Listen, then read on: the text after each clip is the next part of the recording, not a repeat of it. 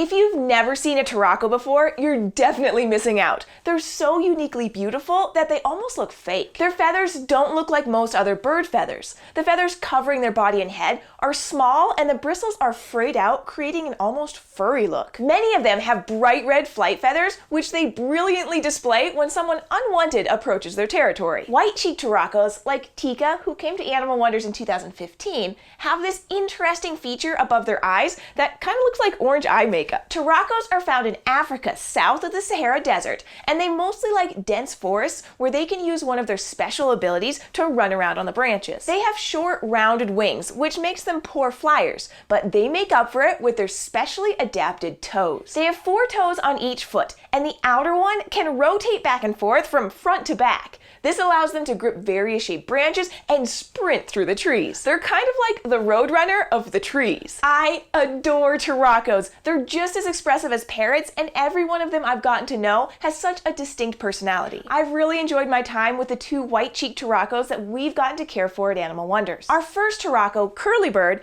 joined us in 2009 when she was almost 12 years old. Curly had a malformed leg from birth, which is why she was given to America's Teaching Zoo. This is the home of the Exotic Animal Training and Management Program, which I got to attend from 2005 to 2007. After I graduated from the program, Curly became too time-consuming for the students to care for, and I was excited to be able to offer her a good home. But at 11 and a half years old, it was likely that she wouldn't live much longer, but I was determined to give her the best life I could provide. Since Curly's leg was malformed, her tail would drag along the ground and become caked with leftover fruit gunk and feces. Because of this, her previous caregiver made the choice to trim her tail feathers really short. This was a mistake because Curly used her tail feathers as a crutch to help her balance. Her curled up leg rested on the middle joint, and her tail kept her from falling over sideways. When she arrived at Animal Wonders, she began to grow in new tail feathers. But since she leaned on her tail so much, as the new feathers grew in, they would break off and bleed. I needed to figure out a way to allow the new feathers to grow while protecting them from being damaged. And this is what I came up with. I used a piece of cardboard cut in the shape of a partially fanned out tail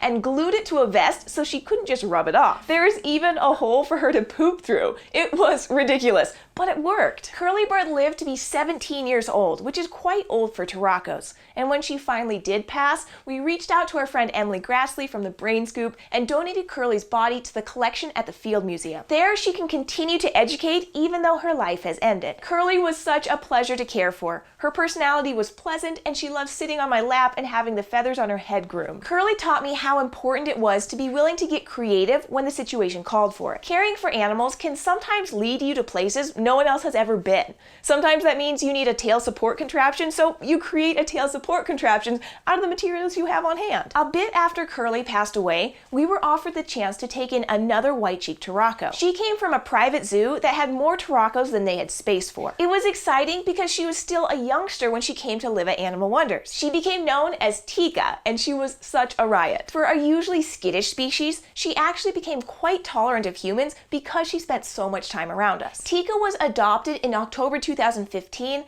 and she passed away suddenly in October 2018. She had an abnormal valve and a large blood clot resulting in her sudden death. Our vet assured us that there was no preventative care we could have offered, and it was just something that was going to happen at some point because of the way her heart was. Tika has been a part of our life for just 3 years, but in those 3 years, she became part of our family. It's times like this, losing someone I care for, that forced me to just take some time to remember how incredible it was to know them at all. Tika was someone, not just something. She was a unique individual, and I'm thankful for the time we had with her. I've been taking a walk down memory lane with Tika and remembering all of our good times together. Here's the most recent video I took of Tika. She's following my daughter around, asking for more treats. Tika was special to me, just like all of the animals we have at Animal Wonders, and I love sharing each one of them with you so you get to know them not just for their species' amazing adaptations, but as unique personalities too. I'm sorry to those of you who enjoyed knowing Tika, and I hope you find some comfort in knowing that she was incredibly loved by all of us and she had a happy and full life. If you've only just heard of Turacos from this video,